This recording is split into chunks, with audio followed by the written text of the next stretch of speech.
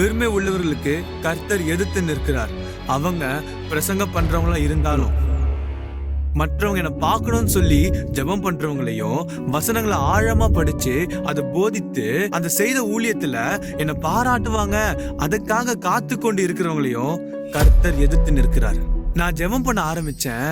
எல்லாரும் என்ன பார்த்து, பா உன் முகம் பிரகாசமா இருக்குப்பா அப்படின்னு சொன்னாங்க. ஆனா அவங்க எல்லாரும் என்ன கவனிக்கிறாங்கன்னு சொல்லி எனக்கு இருதயத்துல பிடிச்சிருக்கு. அதனால ஒரு உதவி கேட்க நான் யோசிக்கிறேன். என் பலவீனங்களை சொல்றதுக்கு நான் வெட்கப்படுறேன். இவங்க என்ன யோசிப்பாங்க, அவங்க என்ன நினைப்பாங்கன்னு சொல்லி நான் நினைக்கிறேன். பாரேன், பெருமை உன்னை சீஷனாக்கல, ஒரு கோமாளி ஆக்கிடுச்சு. ஆராதனை வேலையில எப்படி கையை உயர்த்தணும்னு உனக்கு தெரியும், ஆனா அதே எப்படி உன் இருதயத்தை அர்ப்பணிக்கணும்னு உனக்கு தெரியல. நீ வசனங்களை நல்லா மனப்பாடம் பண்ற, ஆனா அதன்படி வாழ மறந்துட்டியே. சபையில பிரசங்க நேரத்துல உனக்கு ஒரு கஷ்டம்னா நீ அழுற, ஆனா அதே கஷ்டத்துல மற்ற ஒருவன் இருக்கும் போது ஏன் நியாயம் தீர்க்கிற? நீ கடினமா உபதேசம் பண்ற, ஆனா ஒரு தப்பு பண்ணிட்டனா அதை ஒத்துக்க முடியுதா? நீ உபவாசத்துல இருந்த, மனம் திரும்புதலுக்கு இல்ல, ஏதாவது பலன் கிடைக்குமான்னு சொல்லி கேளுங்களேன்.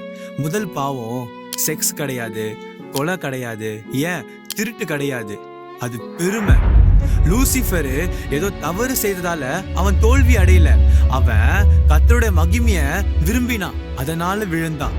யாராவது என்னை கரெக்ட் பண்ணா எனக்கு ஒரு மாதிரி ஆகுது. ஆமா, ஏன்னா பெருமையோட உனக்கு போராட்டம் இருக்குது.